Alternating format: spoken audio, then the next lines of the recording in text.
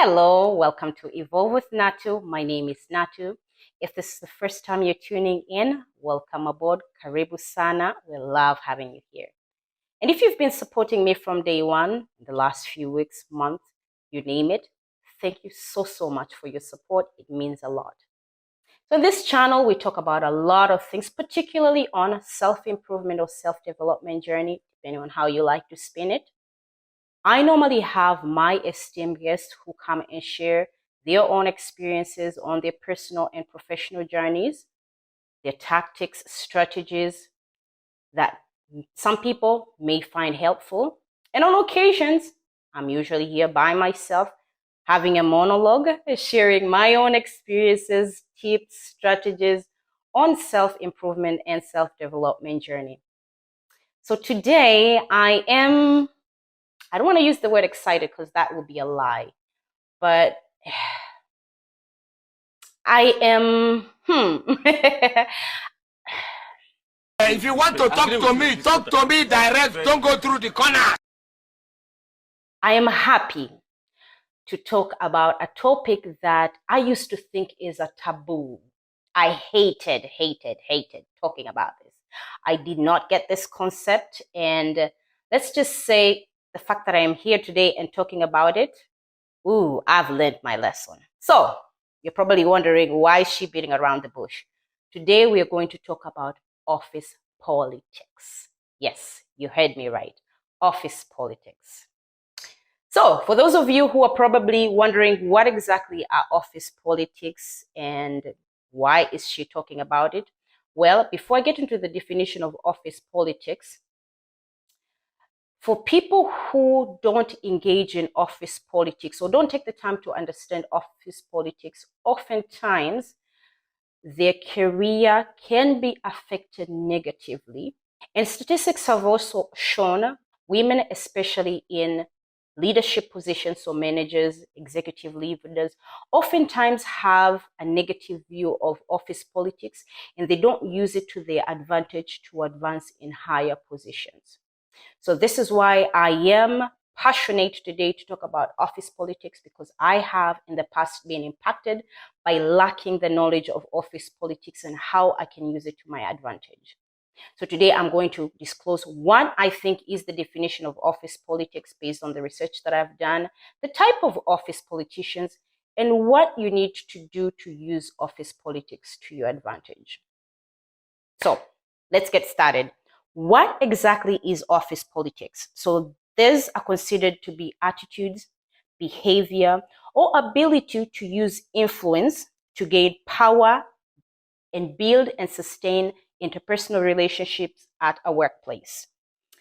And oftentimes this is done to advance one's own interest, and it involves utilizing various strategies, tactics.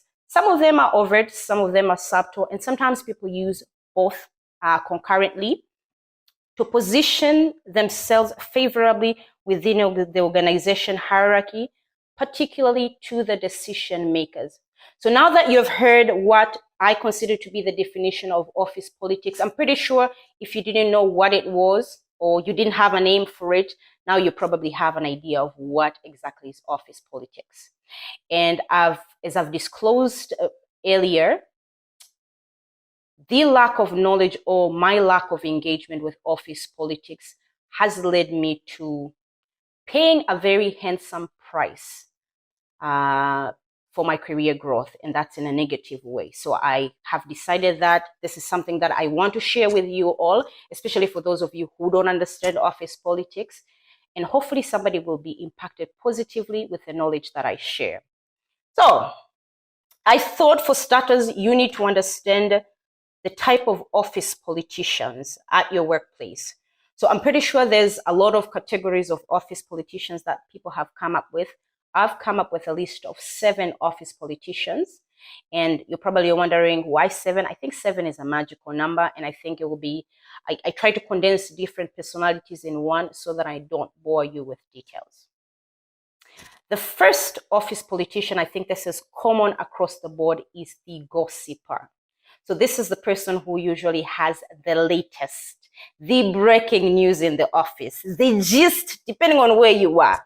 So this is the person that people normally go to find out what's going on in the office or even the outside world, but particularly in the office. And sometimes even the leaders might go to them just to understand what's going on within their peers.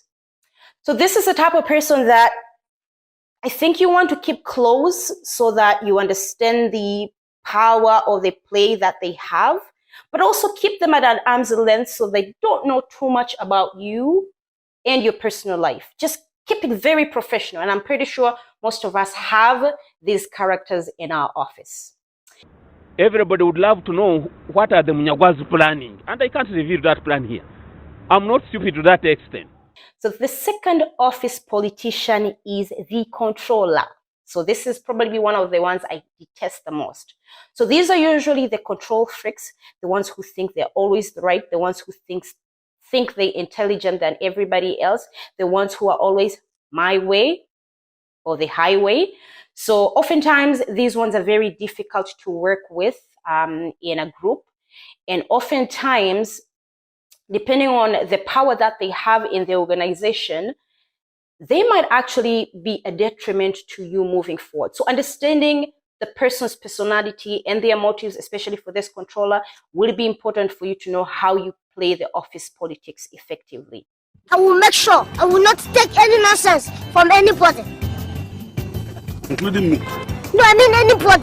Oftentimes, learning to say no and making sure that you advocate for yourself or you speak up when you think your points or your ideas are actually valid compared to what he or she has to present. Because oftentimes they usually want to forward their own ideas versus yours and your peers.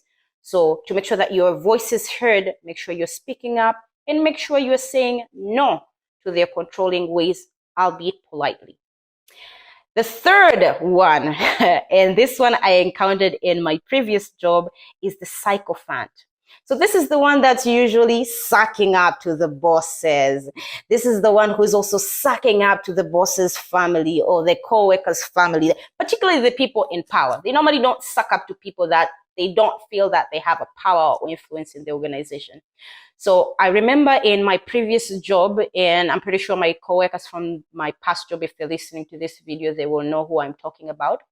But there was this particular individual who came, I think, 2 or 3 years of me being at the organization, and they took the organization by storm. First of all, this person was a looker and had the personality to back up the looks. This person knew the right things to say, when to say it. And on top of that, this person was very strategic in the relationship that they formed. You talk to this person and they'll be like, oh, on Saturday, I'm actually going for yoga with the CEO's wife. Oh, on Sunday, me and the CEO are going to play golf. On Friday, I'm taking my kids and the vice president's kids to go play games. So they knew exactly who to suck up to and who to associate themselves with so that they climb up the ladder. Needless to say, they climbed up the ladder in the organization pretty fast. And I remember my then boss, when this individual started working, she used to tell me, oh, I think you need to be like this individual. You're not as aggressive as this person. And my feelings used to get hurt because, one, as much as I think sometimes I might consider myself to be aggressive, but to some people, maybe I am not. And maybe it's a cultural thing or a personality thing. But at that time, I just felt it was unfair for her to pit me against this person. And this comparison continued until that person was coming for my then boss's position. And all of a sudden, my boss started singing songs of praise about this person. But anyways, why am I bringing up this person?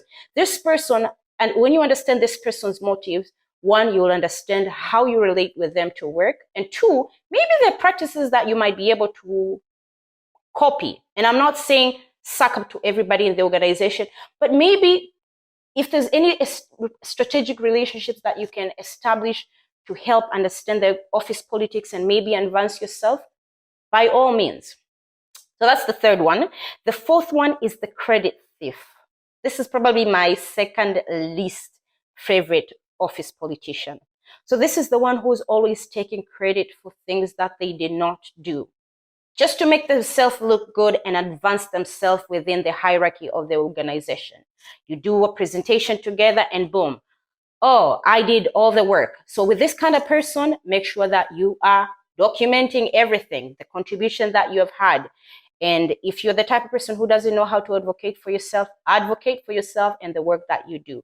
Otherwise, this type of person will overshadow what you do because they will always be stealing your ideas, especially if you're not the most outspoken person, or if you don't know how to stand up for yourself. The fifth office politician is the saboteur. So I encountered this in the last, I don't want to say timestamp, but it's the wound is pretty fresh. So this is the type of person who has no problem throwing you under the bus if it means them advancing to a higher position, or especially if they have a mission that they are looking to achieve. It might not even be advancing in a high position. Maybe it might be a project that they're looking to achieve. Maybe, a project that they're looking to take over, or a goal that they're looking to achieve. And this person will have no problem speaking negatively about you or the things that you do, or pick apart the things that you are not doing so well and shine a light on those so that people can start regarding you negatively.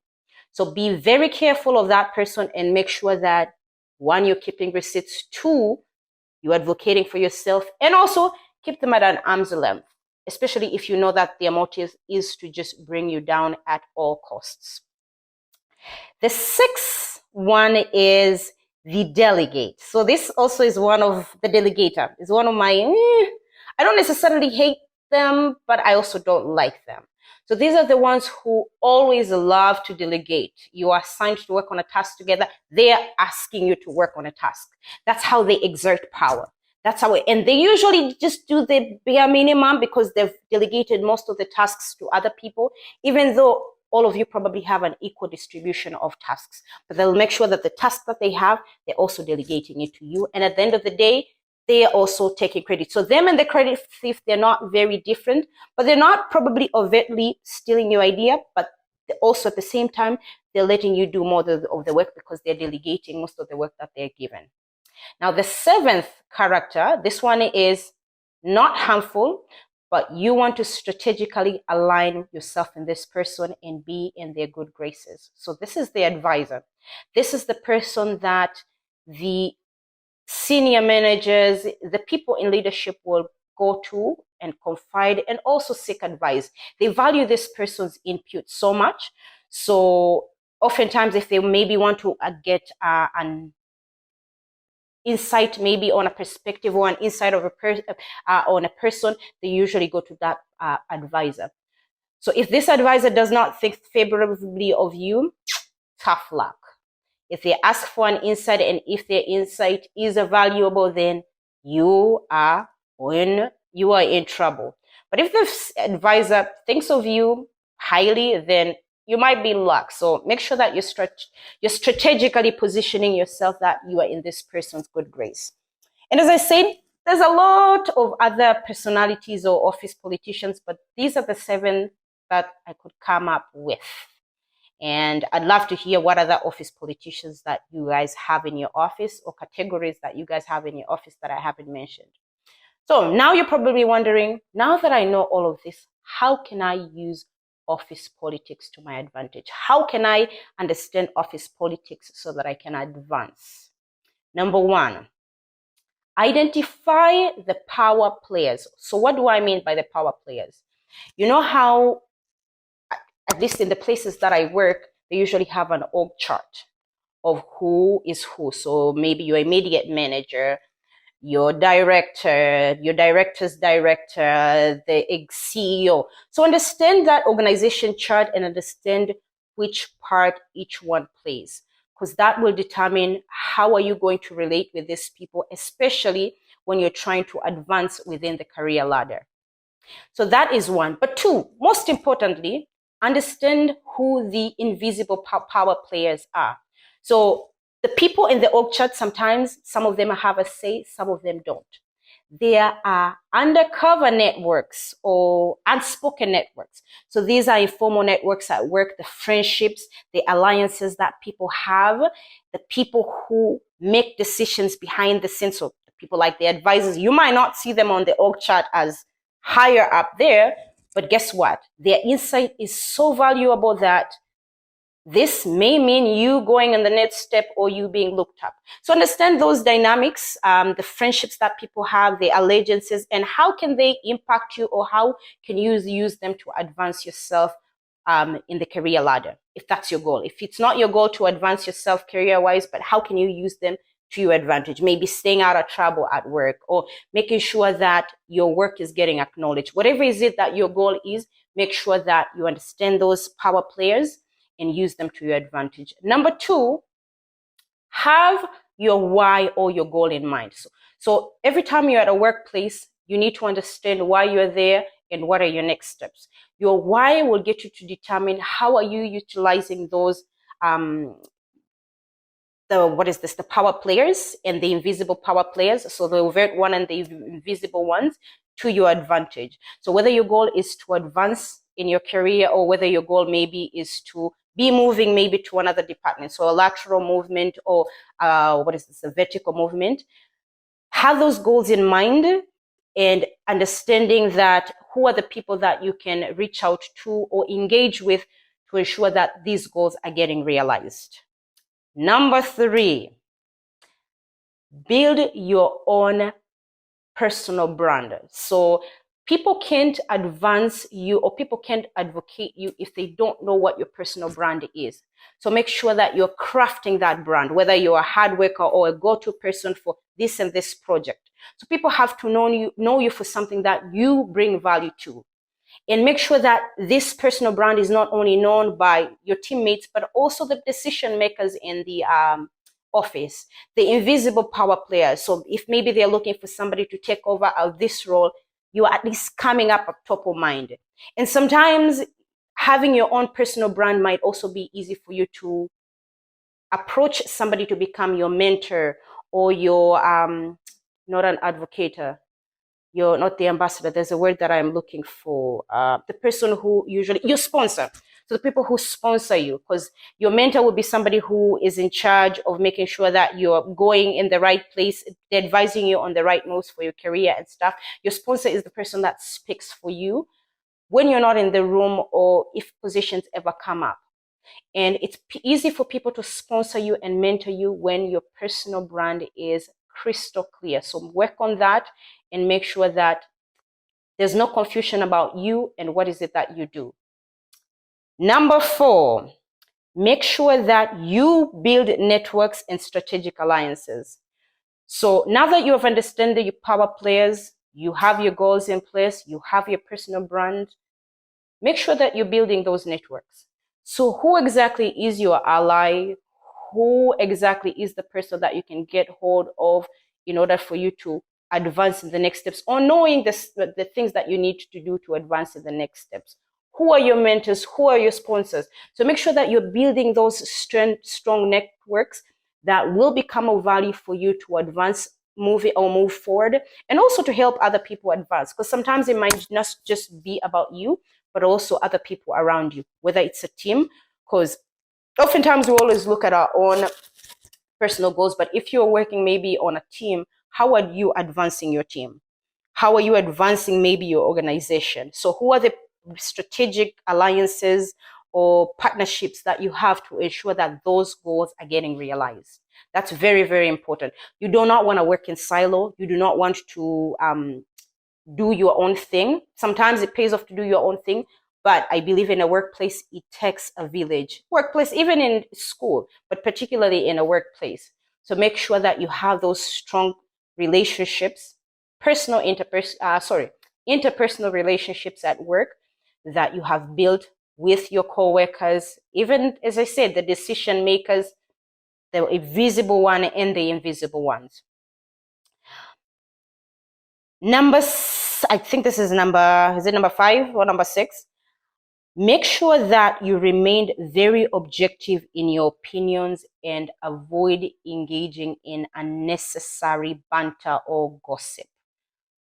People who, in no way, shape, or form, have a positive say in the direction that you're headed to. Remember the personality that I mentioned first, the gossiper?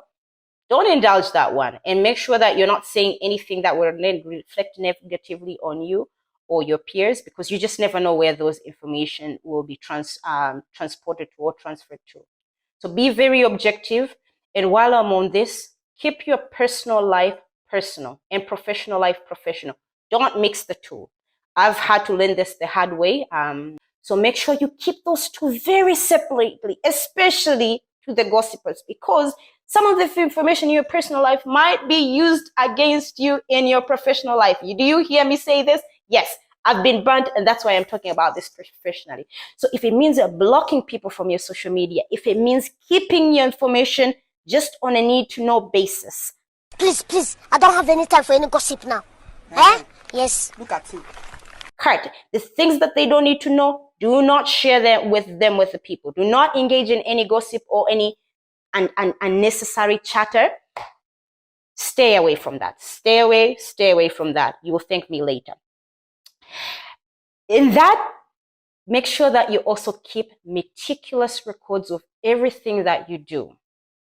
Anytime you're contributing to an idea, anytime somebody has asked you to do something, make sure that in today's world, we call them receipts. Make sure that you have receipts. If you've had a conversation verbally, make sure that you're following up with an email.